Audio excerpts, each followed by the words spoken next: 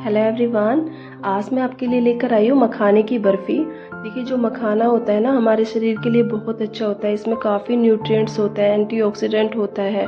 तो जो घर में जो बच्चे होते हैं उनकी ग्रोथ के लिए, बड़े बूढ़े जैसे जॉइंट्स पेन वगैरह की शिकायत रहती है तो उनके लिए भी ये काफ़ी अच्छा रहता है। तो दूसरी क्या है कि आप इसको 1 महीने तक भी स्टोर करके डेली 1-2 बर्फ़ी खा सकते हैं, तो काफ़ी अच्छा होता है। ये देखिए, मेरी बर्फ़ी एकदम बिल्कुल परफेक्ट बनी है और इसको बनने में भी ज़्यादा टाइम नहीं लगता। ज़्यादा से ज़्यादा 15-20 मिनट में आपकी बर्फ़ी बनकर तैयार हो जाएगी। तो यहाँ पे मैं अपनी मखाने लिए हैं, 100 ग्राम मैंने यहाँ पे मखाना लिया है। तो आप यहाँ पे आपको ध्यान रखना है कि मखाना आपको अच्छी क्वालिटी वाला लेना है, कि कई मखाने जो होते हैं उनके अंदर कीड़े होते हैं, तो हमारी बर्फ़ी जो होती है वो जल्दी ख़राब हो जाती है। तो यहाँ पे मैंने मखानों को कढ़ाई में डाल दिया है। अब मैं इसको 5 मिनट के लिए रोस्ट करूँगी, यानी कि इनको अच्छे से भून लूँगी। और इसको आपको कंटिन्यूसली चलाते रहना है, अदरवाइज़ जो नीचे वाले मखाने हैं वो जल जाते हैं और ऊपर वाले कच्चे रह जाते हैं। तो इसको आप ऐसे चलाते रहें। तो यहाँ पे 5 मिनट हो गए हैं, ऑलमोस्ट मेरे सारे मखाने अच्छे से रोस्ट हो गए हैं। हमें पता कैसे करना है कि हमारे मखाने अच्छे से भुन गए हैं, इसके लिए आपको एक मखाना लेना है। यहाँ पे मैं गैस की फ्लेम को बंद कर दूँगी और मखाने को आपको इस तरह से तोड़ना है। देखिए, इसका एकदम फाइन पाउडर बन रहा है, तो इसका मतलब है कि ये मेरे मखाने अच्छे से भुन गए हैं। तो इनको मैं ठंडा कर लूँगी और ठंडा मैं दूसरे बाउल में करूँगी, क्योंकि अगर कढ़ाई में ही आप ठंडा करोगे तो ये जल जाते हैं, फिर जली हुई खुशबू आती है और जो हमारी बर्फ़ी है वो भी काली काली बनती है, उनका भी एक अच्छा कलर नहीं आता है। तो यहाँ पे मेरे बिल्कुल अच्छे से ये भुन गए हैं। अब मैं इनको ठंडा होने के लिए रखा था, तो ये ठंडे हो गए हैं। मैं यहाँ पे मिक्सर जार लूँगी और इनका एक फ़ाइन पाउडर बना लूँगी। तो यहाँ पे मेरा फ़ाइन पाउडर बनकर तैयार है। तो आपको मैं पास से दिखाऊंगी। देखिए, तो मैं आपको स्पून से दिखाऊंगी। एकदम फ़ाइन पाउडर आटे मैदा जैसा बना है, इसमें कोई भी बड़ा पार्टिकल नहीं है। अगर आपको लग रहा है कि बड़े बड़े पार्टिकल हैं, आपका अच्छे से ये पिसा नहीं है, तो आप इसको कपड़ छन भी कर सकते हैं या फिर छलनी से भी छान सकते हैं। मतलब याद रहे कि आपको बड़ा पार्टिकल नहीं होने चाहिए। तो यहाँ पे मैंने इसको बोल में निकाल लिया है और बाकी जो मेरे बचे हुए मखाने हैं उनको भी मैं फ़ाइन पाउडर कर लूँगी। तो यहाँ पे मेरा सारा मखाने का मेरा पाउडर बनकर तैयार हो गया है। तो यहाँ पे मैंने इसको छाना भी नहीं है, क्योंकि बिल्कुल फ़ाइन पाउडर बना है। अभी आपको क्या करना है, यहाँ पे मैंने 500 ml यानी कि आधा लीटर दूध लिया है। आधा लीटर दूध लिया है। यहाँ पे आपको मावा की ज़रूरत नहीं है, नहीं आपको चाशनी की ज़रूरत है। सिर्फ आधे लीटर दूध से ही आपकी बर्फ़ी बनकर तैयार हो जाएंगी। 1 किलो बर्फ़ी आराम से आपकी बन जाएंगी। तो यहाँ पे मैंने फुल क्रीम दूध लिया है मलाई के साथ में। तो अब मैं इसको गाढ़ी होने के तक पकाऊंगी और इसको अच्छे से चलाती रहूँगी ताकि नीचे से जले नहीं। इसको आपको इस तरह से स्टर करते रहना है। यहाँ पे मेरा इसमें उबाल आ गया है और इसको मैं यहाँ पे अच्छे से चलाती रहूँगी बीच बीच में। इससे क्या है कि आपको एक तो गाढ़ा खोआ भी नहीं बनाना है और ज़्यादा पतला दूध भी नहीं रखना है। मतलब आपको जैसे ही थिक कंसिस्टेंसी होगी उतने तक ही आपको इसको उबालना है। तो यहाँ पे तकरीबन आपके 10 मिनट लगेंगे आपके दूध को गाढ़े होने में। तो यहाँ पे मैंने 1 कटोरी चीनी ली है, यानी कि मैंने 250 ग्राम यहाँ पे चीनी ली है। और यहाँ पे मैंने 3 चम्मच छोटी चम्मच मैंने घी लिया है। घी से क्या है कि आपकी जो बर्फ़ी है उसमें टेस्ट भी अच्छा आएगा और जो आपकी बर्फ़ी है उनकी बाइंडिंग भी अच्छे से हो जाएगी। तो यहाँ पे ये अभी गाढ़ी हो रहा है, ऑलमोस्ट आपको दिखाई दे रहा होगा कि ये गाढ़ा होना शुरू हो गया है। तो यहाँ पे मैं आपको दिखाती हूँ, मेरा दूध है पहले से गाढ़ा हो गया है और इसको तकरीबन 8 से 10 मिनट हो गए हैं। तो अब मैं इसमें ऐड करूँगी अपना मखाना पाउडर। अब मैं इसको इसमें ऐड कर दूँगी और आपको ध्यान रखना है कि अच्छे से इसको मिक्स करना है, यानी कि इसको लो फ्लेम पे अच्छे से आपको सारे मखाना पाउडर को इस खोआ में ऐड करना है। यहाँ पे स्टार्टिंग में ये सूखा सूखा लगेगा, बट जैसे ही आप इसको चलाते रहोगे कंटिन्यूसली 5 मिनट तक, तो ये सारा अच्छे से एकदम मिक्स हो जाएगा और धीरे धीरे जो हमारी ये बर्फ़ी है ये भी घी रिलीज़ करना शुरू कर देंगी। और जैसे ये घी रिलीज़ कर दे तो आप समझना कि आपकी बर्फ़ी तैयार है। देखिए, अब ये कढ़ाई में भी नहीं चिपक रहा है। जो चिपका हुआ था वो भी सारा हट गया है। तो इसका मतलब ये है कि हमारा बिल्कुल एकदम परफेक्ट बर्फी बनकर तैयार हो गई है। तो मैं आपको पास से दिखाऊंगी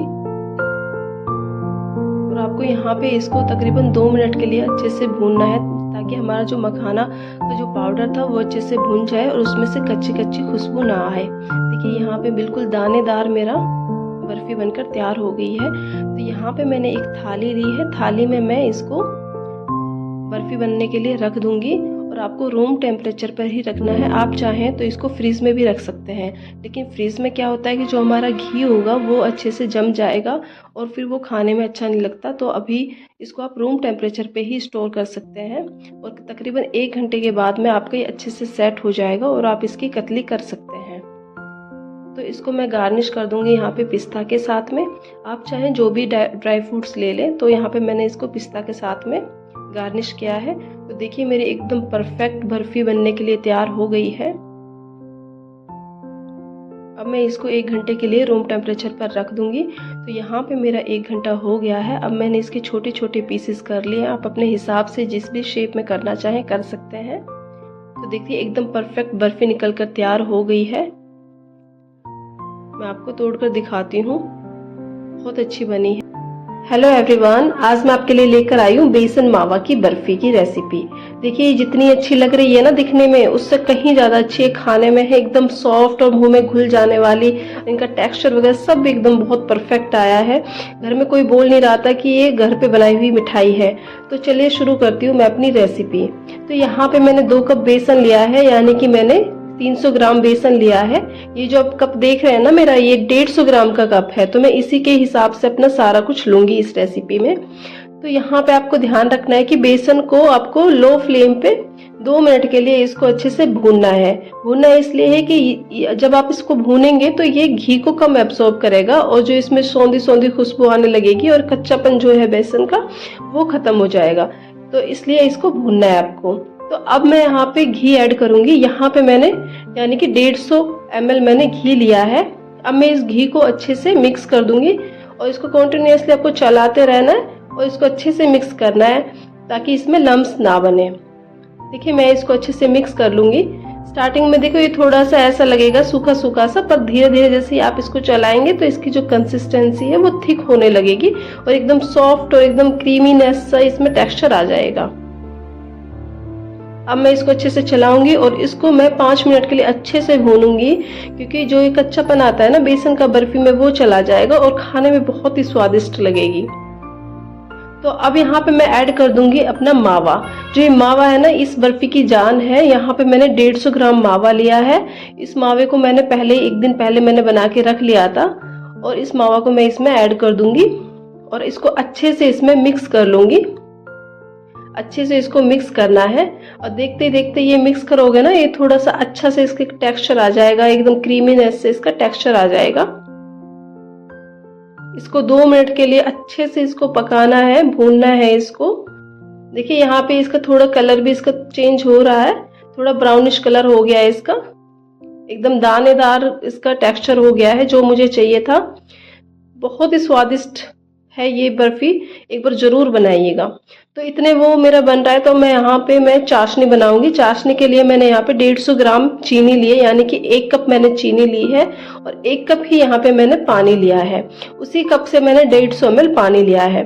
थोड़ा सा यहाँ पे मैं केसर फूड कलर ऐड कर दूंगी। इससे क्या है कि जो बर्फी है उनका कलर अच्छे से आएगा और इस बर्फी में ये डलता है केसर फूड कलर, तो मैं यहाँ पे ऐड कर रही हूँ। अब इसको हम चाशनी को अच्छे से बना लेंगे। अब हम यहाँ पे चाशनी को इसको थोड़ा थोड़ा करके ऐड करेंगे। देखिए आपको एकदम से ऐड नहीं करना है, क्योंकि फिर इसमें उबाल आता है और ये बाहर कढ़ाई के बाहर निकलने लगता है। तो आपको थोड़ा थोड़ा ऐड करना है जरूरत के हिसाब से। अब मैं इसमें अपना सारा चाशनी ऐड कर दूंगी और इसको कॉन्टिन्यूअसली आपको चलाते रहना है। चलाना इसलिए कि इसमें लम्स ना बने और ये अच्छे से मिक्स हो जाए। देखिए यहाँ पे इसकी जो कंसिस्टेंसी है वो धीरे धीरे इसकी गाढ़ी होती जा रही है। अब हम इसको 5 मिनट के लिए अच्छे से पकाएंगे और कॉन्टिन्यूसली इसको हम चलाते रहेंगे, क्योंकि ये जले नहीं नीचे से। अगर जलेगी तो फिर जली हुई खुशबू आती है बर्फी में और वो अच्छा नहीं लगता है। देखिए यहाँ पे मेरे एकदम गाढ़ी हो गई है, जो टेक्सचर मुझे दानेदार टेक्सचर चाहिए था वो आ गया है। अब मैं गैस की फ्लेम को बंद कर दूंगी और यहाँ पे देखिए मैं आपको दिखाती हूँ कितना दानेदार और कितना लजीज इसका टेक्सचर आया है। अब मैंने एक बड़ी थाली ली है, इस थाली में इसको मैं ठंडा होने के लिए और इसको अच्छे से सेट कर दूंगी ताकि इसकी बर्फी अच्छे से निकल जाए। तो यहाँ पे मैंने पिस्ता लिए हैं, आप चाहे जो भी ड्राई फ्रूट्स ले सकते हैं, बट जो पिस्ता होता है उसका बर्फी में अच्छे से खिलकर आते हैं, तो मैंने यहाँ पे पिस्ता यूज किए। अब इनको मैं रूम टेम्परेचर पे या आप फ्रीज में भी रख सकते हो, 10-15 मिनट के लिए इसको सेट करने के लिए रख देना है। यहाँ पे मेरी सेट हो गई है। अब मैं इनके छोटे छोटे पीसेस कर लूंगी। छोटे छोटे इनके मैं पीसेस मेरे ये हो गए हैं। देखिए बहुत स्वादिष्ट बर्फी है ये, एक बार जरूर बनाइएगा, बहुत इजी है। अगर आपको मेरी रेसिपी अच्छी लगी हो तो प्लीज लाइक, शेयर और सब्सक्राइब जरूर करना। देखिए एकदम सॉफ्ट, एकदम कितनी अच्छी परफेक्ट शेप आई है बर्फी की, तो जरूर बनाइएगा।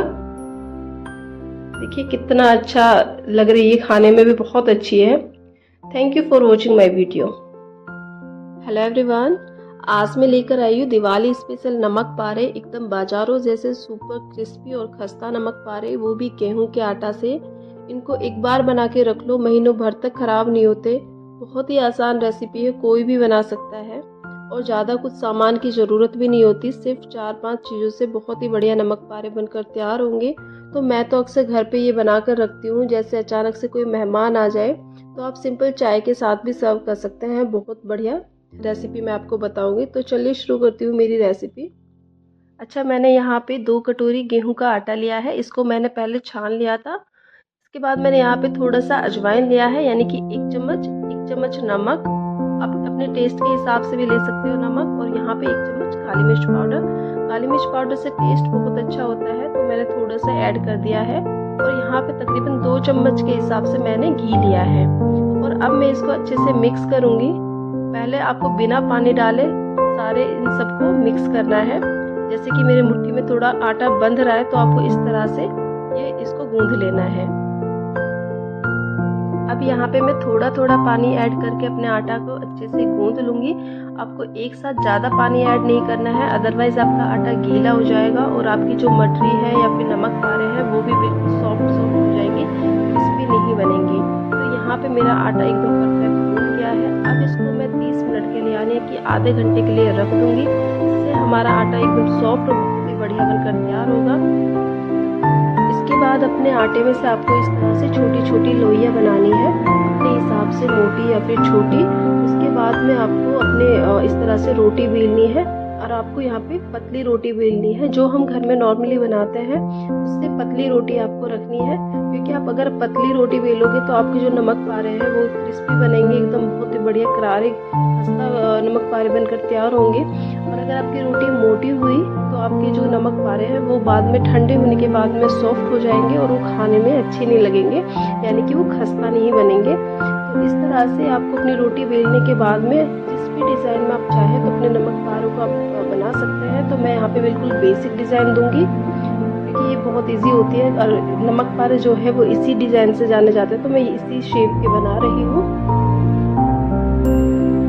अब मैं यहाँ पे आपको बहुत ही आसान तरीका बताऊंगी जिससे आपके नमक पारे चिपकेंगे भी नहीं और आराम से इनको उठा सकते हैं। इस तरह से आपको कोई भी पलटा या फिर चमचा लेना है और उससे इस तरह से आपको उठाना है, बिल्कुल भी नहीं चिपकेंगे और तेल में जाके बिल्कुल ये खिले खिले हो जाएंगे। तो यहाँ पे मेरे सारे नमक पारे कट कर तैयार हो गए हैं। अब मैं इनको फ्राई करूँगी। तो फ्राई करने के लिए मैंने यहाँ पे रिफाइंड ऑयल लिया है, अपने सरसों का ऑयल या फिर कोई भी ऑयल जो आप यूज़ करते हैं आप ले सकते हैं। तो यहाँ पे मैंने ऑयल लिया है।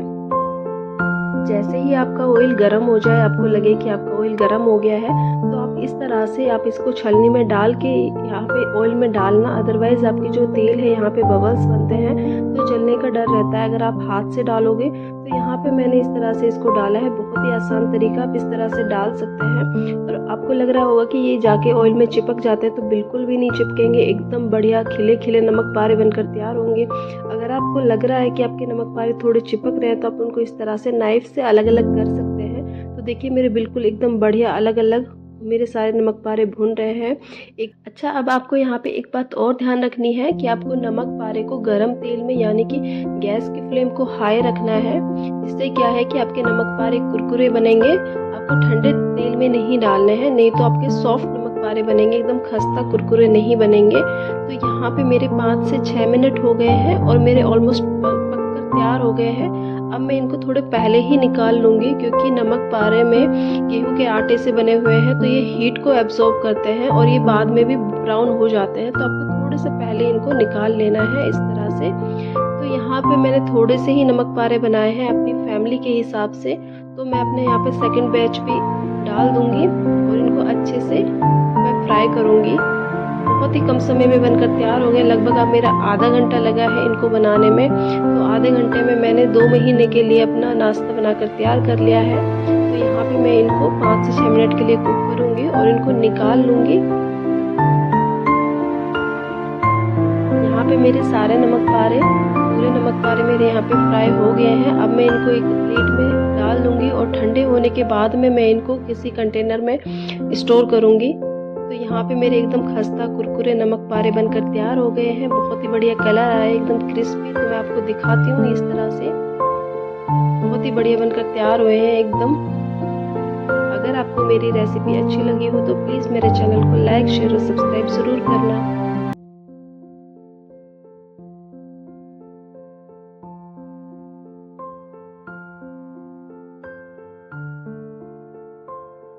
हाय एवरीवन, आज मैं बताऊंगी बेसन के लड्डू बिल्कुल हलवाई स्टाइल में, परफेक्ट दानेदार।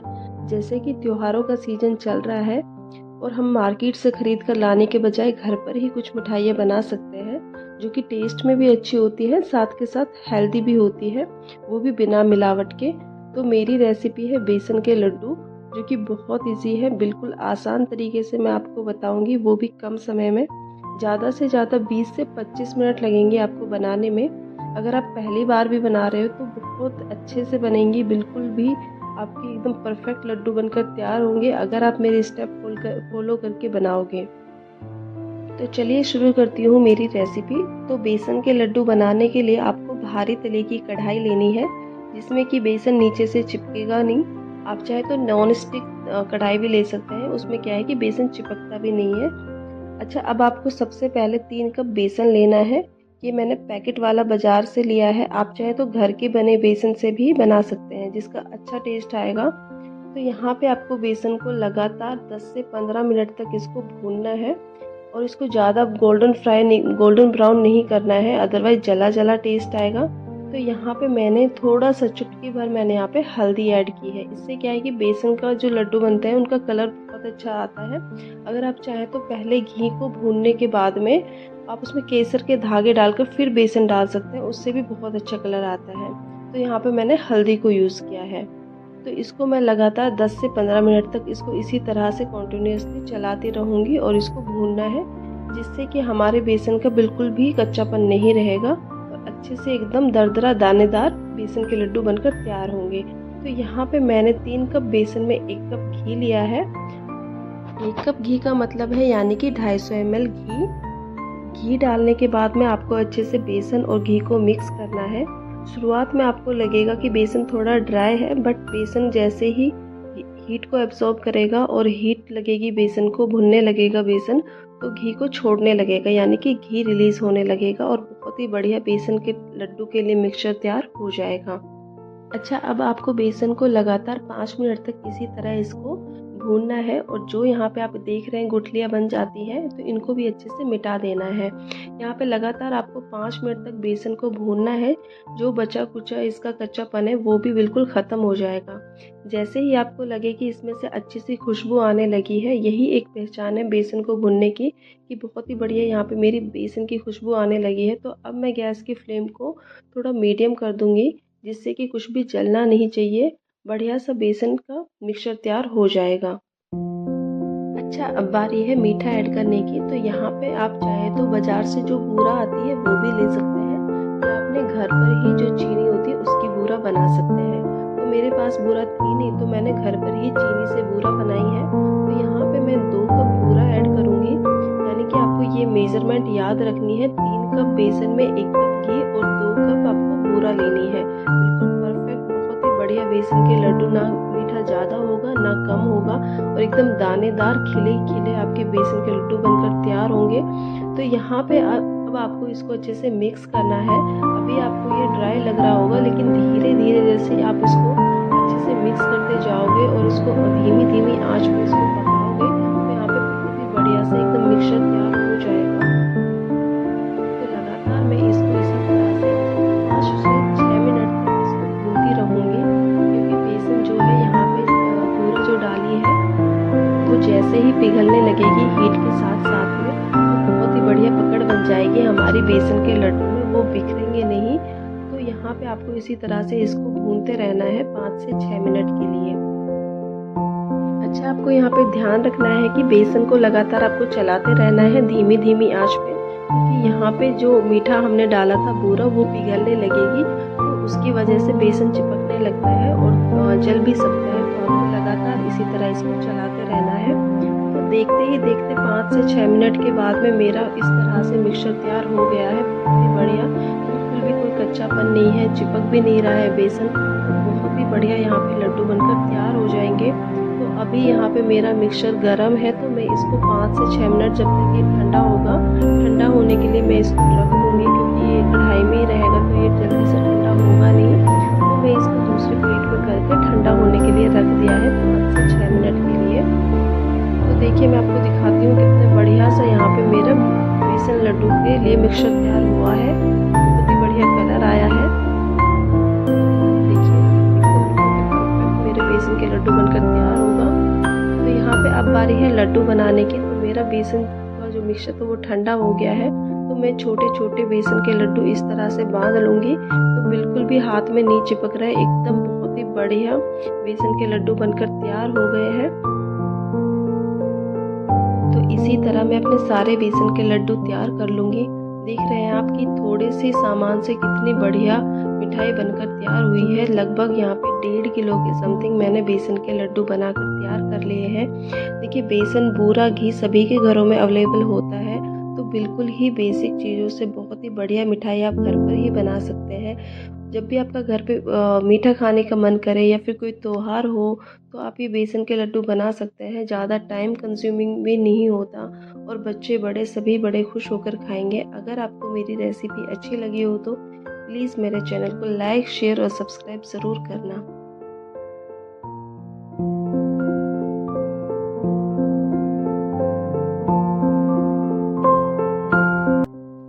हेलो एवरीवन, आज मैं बना रही हूँ ब्रेड से बनने वाली बर्फ़ी।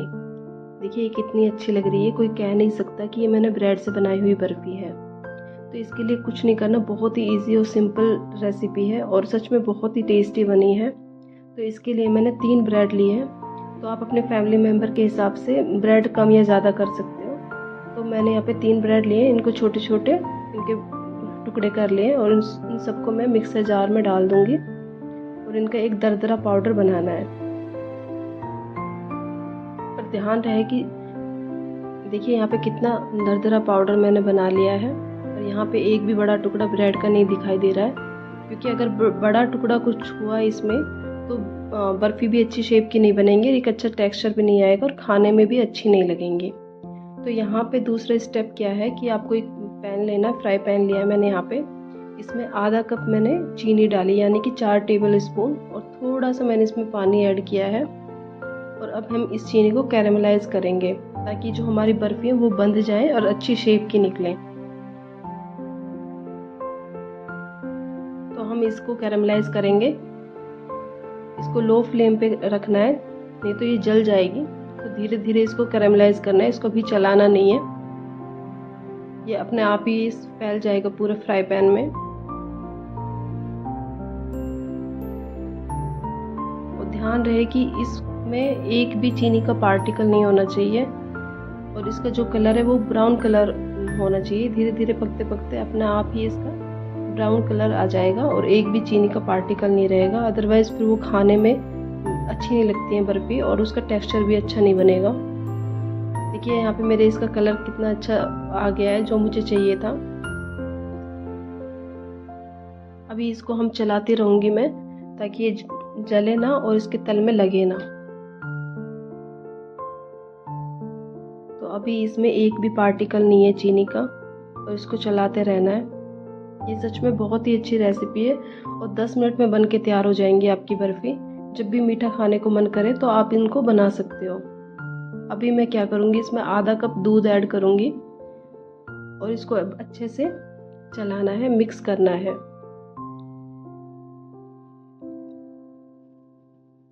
धीरे धीरे इसको चलाना है और इसको अच्छे से मिक्स करना है। कम से कम 5 मिनट इसमें लगेंगी मिक्स करने में। इसको लो फ्लेम पे रखना है गैस को, और लो फ्लेम पे करके देखिए यहाँ पे मुझे जो टेक्सचर चाहिए था वो आ गया है। ये तल में लगे ना, इसलिए मैं इसको कंटिन्यूसली चला रही हूँ। मैंने मेरे घर पे बनाई थी तो मेरे बच्चों को बहुत ही अच्छी लगी। मेरे फैमिली मेम्बर्स सब बोल रहे थे कि लग ही नहीं रही है कि ब्रेड से बनाई हुई बर्फ़ी है। तो अभी इसमें क्या करना है, जो हमने पाउडर बनाया था ब्रेड का उसको इसमें ऐड करना है। यहाँ पे मैं सारा पाउडर अपना ऐड कर लूँगी। देखिए 3 ही ब्रेड में मेरे 8-7 पीस बन के तैयार हो जाएंगे जो मुझे चाहिए। अब इसको अच्छे से मिक्स करना है। अभी अच्छे से मिक्स हो जाएगा और एक अच्छे से इसका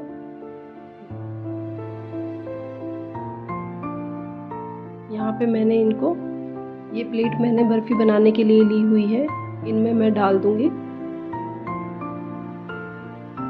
अच्छे से इसको एडजस्ट करके इसको अब मैं फ्रीज में रख दूंगी ताकि इसकी अच्छी सी शेप आ जाए निकल के। तो इसको मैं 10 मिनट बाद फ्रिज से निकाला है। देखिए यहाँ पे कितनी अच्छी मेरी बर्फ़ी निकली है प्लेट से। अब मैं इनके छोटे छोटे पीसेस कर लूँगी।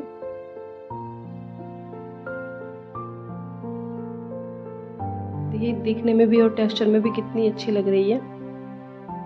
एक बार आप ज़रूर बनाना, बहुत ही आसान रेसिपी है और आपके बच्चों को बहुत पसंद आएगी। अगर आपको मेरी रेसिपी अच्छी लगी हो तो प्लीज़ लाइक, शेयर और सब्सक्राइब ज़रूर करना। Thank you.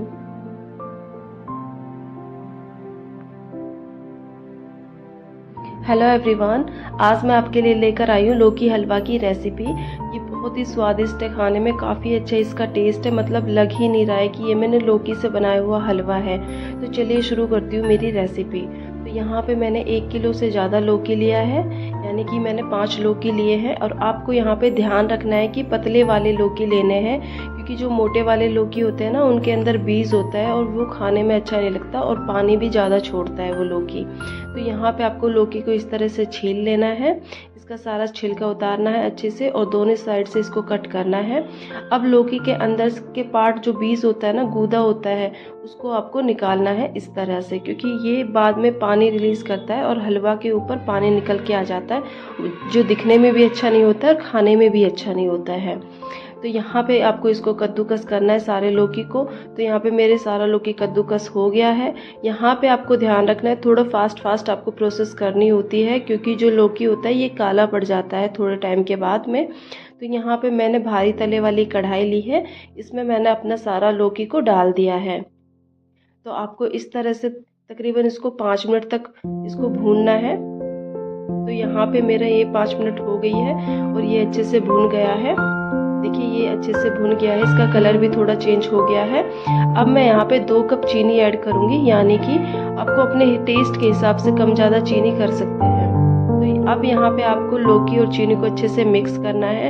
अब यहाँ पे क्या होगा ना कि जो लौकी है और चीनी दोनों एक साथ मिलकर अपना पानी रिलीज़ करेंगे। तो 50% जो हमारा लौकी है वो इस अपने ही पानी में कुक हो जाएगा। देखिए यहाँ पे इसने पानी रिलीज़ किया है और हम इसका ढक्कन लगा देंगे और इसको गलने के लिए छोड़ देंगे। तो तकरीबन मैं 5 मिनट के बाद अपना ढक्कन हटाऊंगी। तो ये यहाँ पे 50% कुक हो गया है। अब मैं इसको लो फ्लेम पे ऐसे भूनती रहूँगी तकरीबन 5 मिनट के लिए, जब तक कि इसका पूरा पानी एब्सॉर्ब ना हो जाए। तो इसको आपको बीच बीच में ऐसे चलाते रहना है ताकि ये जले नहीं तो फिर जली जली खुशबू आती है और वो अच्छी नहीं लगती है। तो देखिए यहाँ पे मेरा इसका सारा पानी जल गया है। अब इसमें बिल्कुल भी आपको पानी दिखाई नहीं दे रहा होगा। अब आपको यहाँ पे क्या करना है कि आपको मावा यानी कि खोवा ऐड करना है। मावा आप खोवा आप मतलब ऑप्शनल आप ऐड भी कर सकते हैं, नहीं भी, पर इससे काफ़ी अच्छा टेस्ट आता है। अगर आपने मावा या खोवा ऐड नहीं किया है ना तो आप दूध ज़्यादा ऐड करना। तो यहाँ पे मैं दूध सिर्फ 1 गिलास ऐड करूँगी। यहाँ पे मैंने मावा और खोवा ज़्यादा लिया है, यानी कि मैंने 250 ग्राम के करीब मैंने यहाँ पे मावा लिया है, और ये मावा मैंने घर पे ही बनाया हुआ है।